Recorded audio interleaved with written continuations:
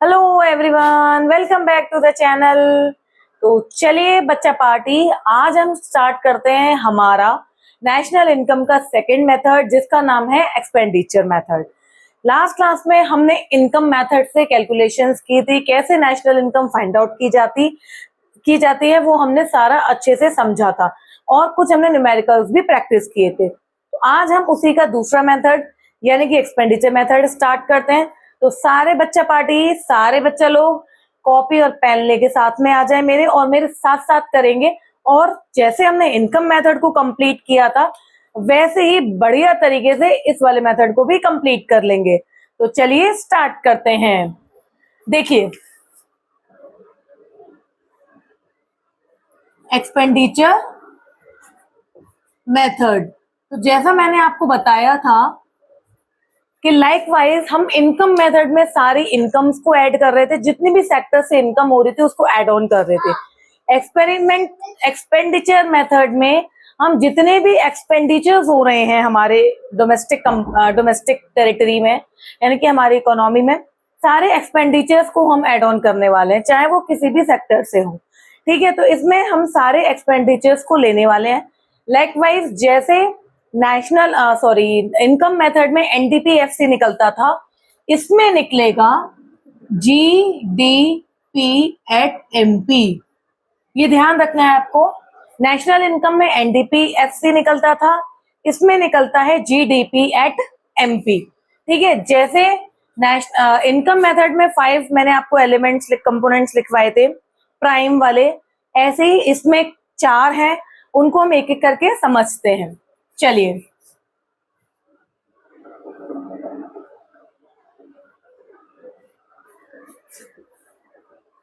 ठीक है। सबसे पहला प्राइवेट फाइनल कंजप्शन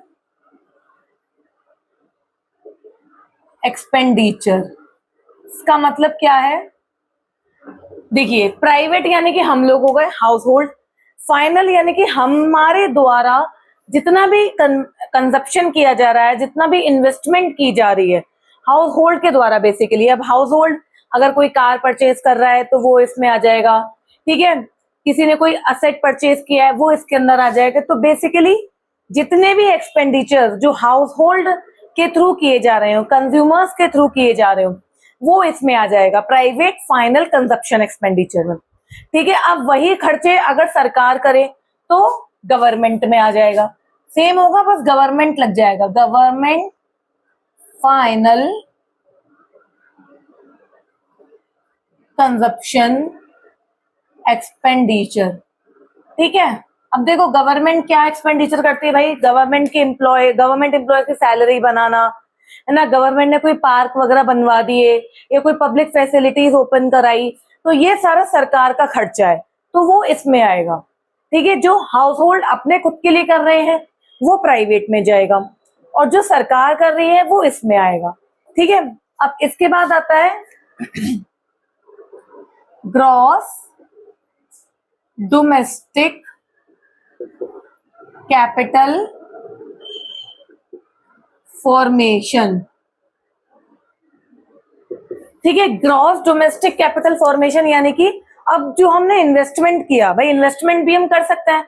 मान के चलो कोई प्रॉपर्टी खरीद रहे हैं, है ना, कोई असेट हमने परचेज किया, तो उससे जो फॉर्मेशन होगा, अब क्योंकि हम डोमेस्टिक इनकम निकालेंगे इससे, तो हमने इससे डोमेस्टिक की बात करी क्योंकि हमारे खुद के देश में हो रहा है।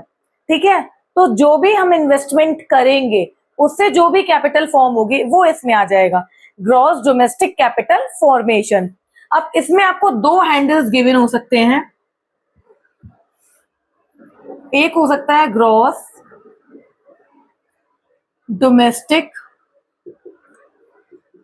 Fixed capital formation.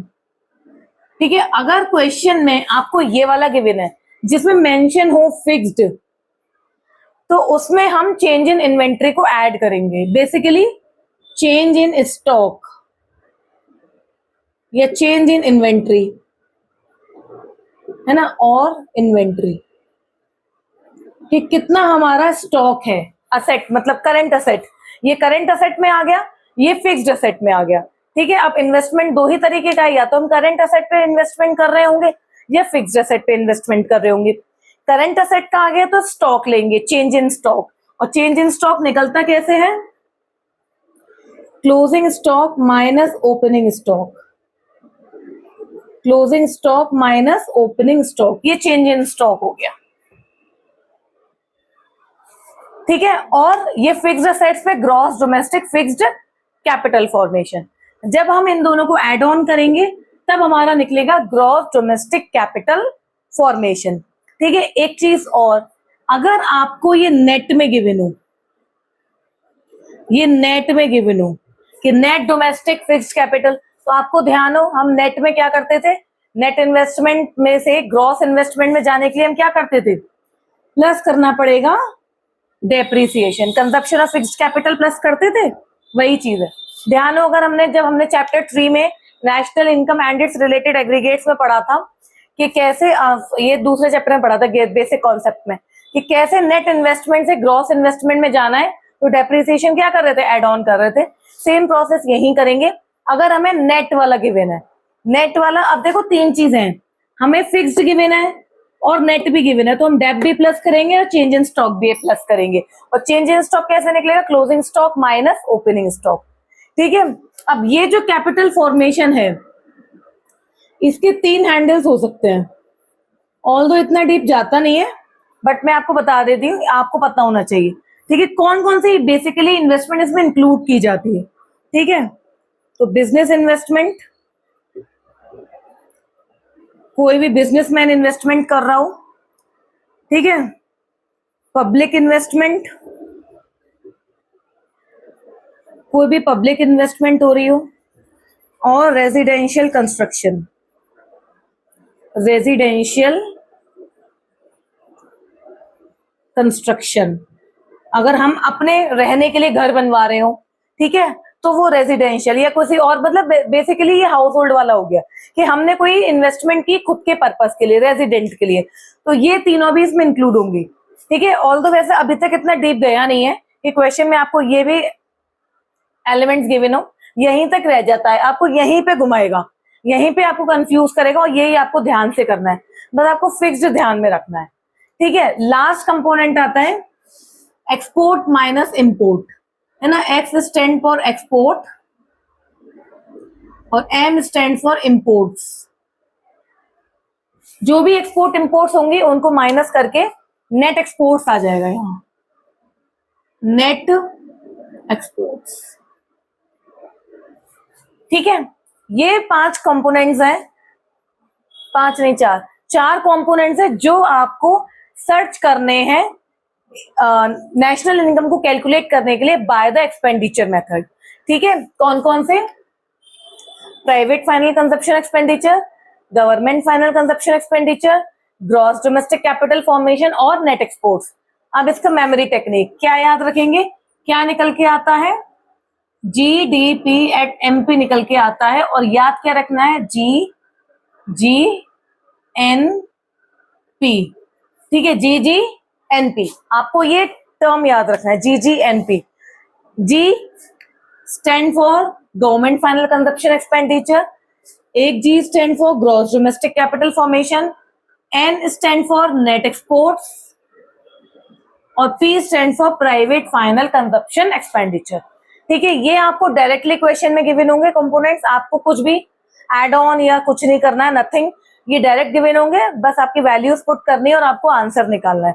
मेन जो प्रॉब्लम आएगी वो यही आएगी, जो भी होगा वो इसी में होगा, आपको यही यहाँ ध्यान से करना है, बिल्कुल ध्यान से, कि आपको ये भी देखना है कि फिक्स्ड तो नहीं है, फिक्स्ड है तो ग्रॉस तो नहीं है, सॉरी नेट तो नहीं है, तो आपको ग्रॉस निकालना पड़ेगा, और ये कैसे दिया हुआ है, तो आपको ये सारी चीजें दिमाग में रखनी पड़ेगी। ठीक है, तो आई होप आपको ये एक्सप्लेनेशन समझ में आ गया होगा कि एक्सपेंडिचर मेथड से हमें कौन कौन से कंपोनेंट्स ढूंढने हैं।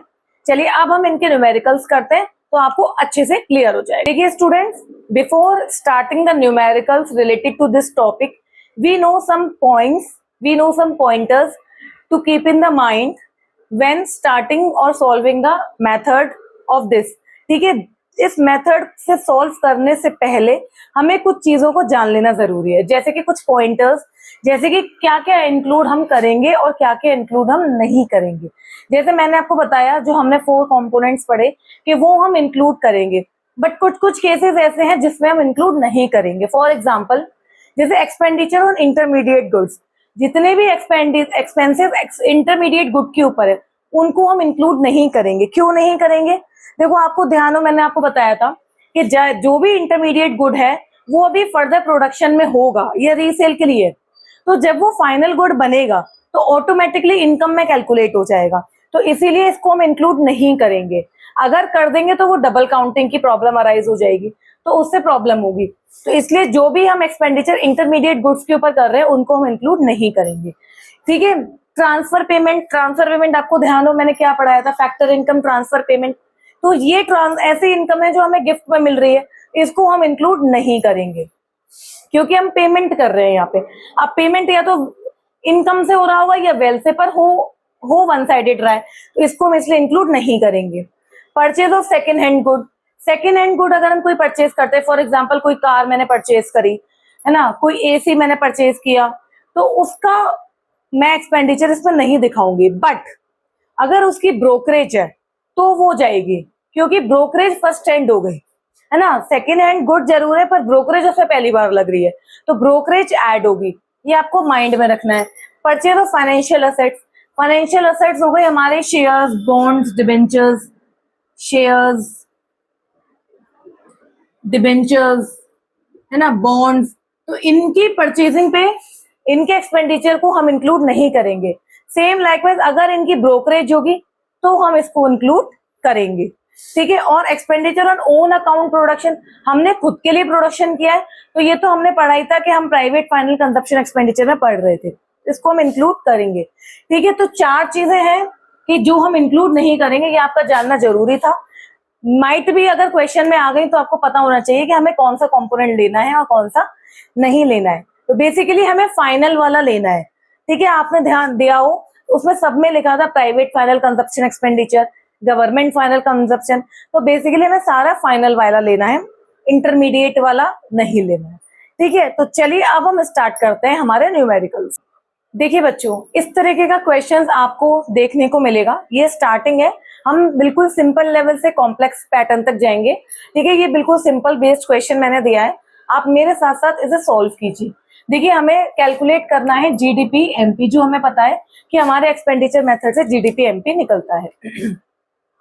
तो बस आपको ये कंपोनेंट्स गिवन है, private final consumption expenditure, government final consumption expenditure, gross fixed capital formation, change in stock, imports और एक्सपोर्ट्स। बस आपको फॉर्मूला पुट करना है GDPMP। मैंने आपको क्या बताया, याद रखिए आप, GGNP। ठीक है। अब G stand for gross domestic या गवर्नमेंट फाइनल कंजप्शन एक्सपेंडिचर 200। ठीक है। अब G stand for gross fixed capital, अब देखो इसमें फिक्स्ड आ गया। ठीक है। तो फिक्स्ड वाले में क्या था, हमें क्या ऐड करना था, चेंज इन स्टॉक, तो फिक्स्ड कितना है 300 प्लस चेंज इन स्टॉक। अब देखो इसमें चेंज इन स्टॉक हमें 400 गिवन है, अगर हमें गिवन नहीं होता तो तुम कैसे निकालते, closing stock minus opening stock. ठीक है। Plus net exports, net exports क्या होते हैं, एक्सपोर्ट्स माइनस इंपोर्ट्स, यानी कि 600 minus 500 plus P stand for what, private final consumption expenditure 1200। बस इसको प्लस माइनस कर लीजिए, ये 200, ये 700, ये 100 और ये 1200।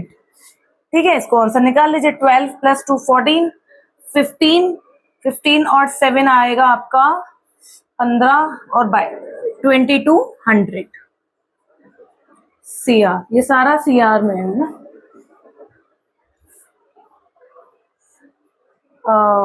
12 13 14 15। ठीक है। ये आपका आंसर आ गया। तो इस तरीके से निकालना है, ये बहुत सिंपल पैटर्न पे था, हम धीरे धीरे स्टेप बाय स्टेप इसको कॉम्प्लेक्स करते चले जाएंगे, ज्यादा कुछ नहीं है, बस आपको वे पता होना चाहिए कि कैसे सॉल्व करना है। ठीक है। तो आई होप आपको भी समझ में आया होगा। चलिए नेक्स्ट क्वेश्चन करते हैं। चलिए स्टूडेंट्स देखिए, ये नेक्स्ट क्वेश्चन है हमारे पास, अब हमें कैलकुलेट करना है national income NNP at FC। तो सबसे पहले हमें पता है एक्सपेंडिचर मेथड से क्या निकलता है, GDP MP, उसको फाइंड आउट कर लेते हैं। ठीक है, चलिए पहले मेरे साथ साथ आप निकालेंगे GDP MP। GDP MP के लिए GNP,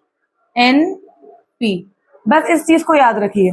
अब G stand for government final consumption expenditure, जो कि कितना है 1500।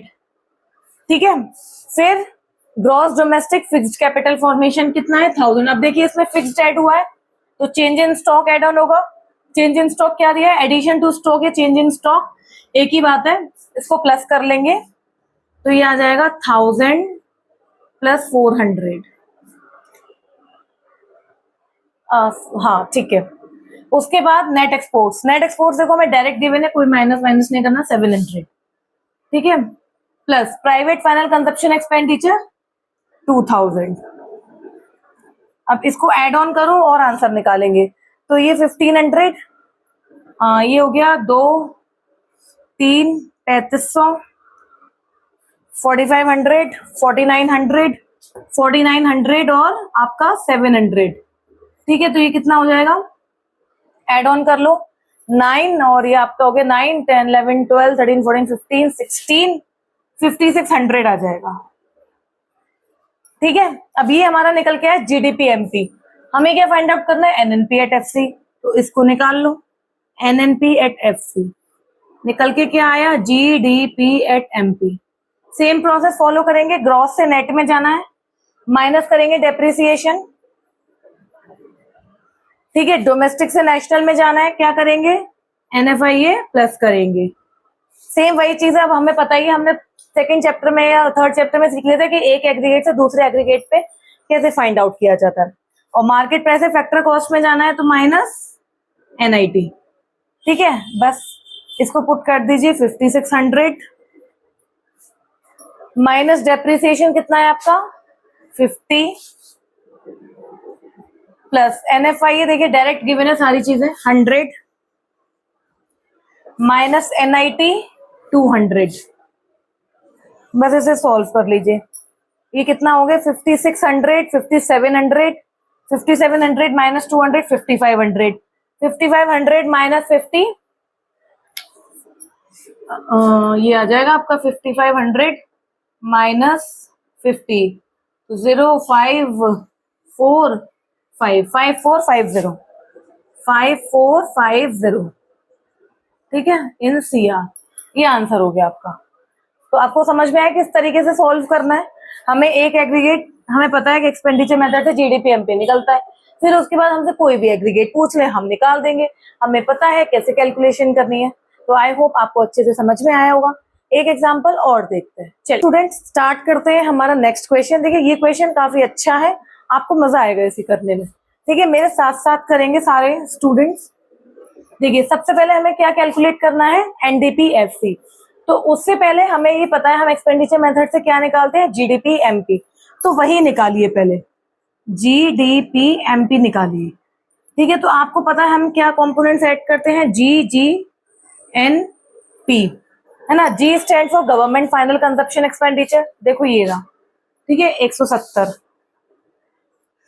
Plus G stand for gross domestic fixed capital formation. अब देखो इसमें काफी सारे हैंडल्स गिवन है ना। ग्रॉस डोमेस्टिक, अब मैंने आपको क्या कराया था कि बिजनेस वाला लेते हैं हम, business investment, residential construction, public investment, सारे बताए थे मैंने, तीनों हैंडल्स बताए थे। तो बस इन तीनों को प्लस कर लेंगे। और क्योंकि देखो हमारे पास फिक्स्ड गिवन है तो हमें चेंज इन स्टॉक को भी ऐड करना पड़ेगा। चेंज इन स्टॉक कहाँ है हमारा, ये रहा, इन्वेंट्री इन्वेस्टमेंट। ठीक है, तो इन सारे हैंडल्स को प्लस कर लो। तो स्टार्टिंग फ्रॉम 150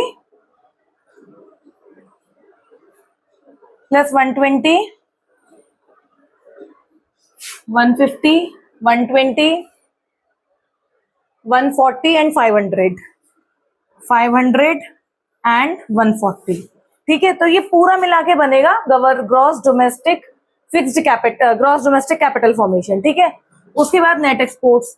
अब देखो नेट एक्सपोर्ट्स गिवन है हाँ ये रहे, देखो excess of imports over export, imports यानी कि यहाँ पे इम्पोर्ट ज्यादा होंगे, और हमने क्या सीखा है, एक्सपोर्ट माइनस इम्पोर्ट, तो ये इम्पोर्ट ज्यादा है तो ये नेगेटिव में आ जाएगा, ठीक है। तो -20 हम अपनी तरफ से नेगेटिव लेंगे क्योंकि एक्सेस में गिवन है, राइट। अब P stand for private final consumption है, प्राइवेट वाला यानी कि ये हाउस होल्ड, प्राइवेट को हाउस होल्ड भी बोल देते हैं, तो ये आगे 800, ठीक है। मैंने आपको बताया था ना, जितने भी हम हाउस होल्ड वाला जो इन्वेस्टमेंट कर रहे हैं, एक्सपेंडिचर्स कर रहे हैं, वो सारे इसी में आएंगे, बस इन सबको ऐड ऑन कर दो। ये कितना आ जाएगा, प्लस करो आप सब लोग, 170 प्लस 150 प्लस 120 500, प्लस करो इसे, तो ये सारा प्लस करके आएगा हमारा, प्लस माइनस करके 1860। अभी हमारा GDP-MP निकल के आया, हमें निकाला है NDP-FC, तो बस निकाल लीजिए।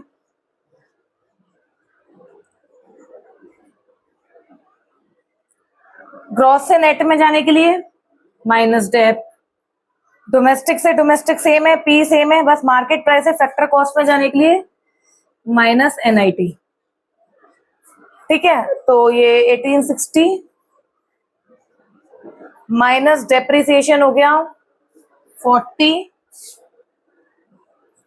माइनस NIT हो गए 70,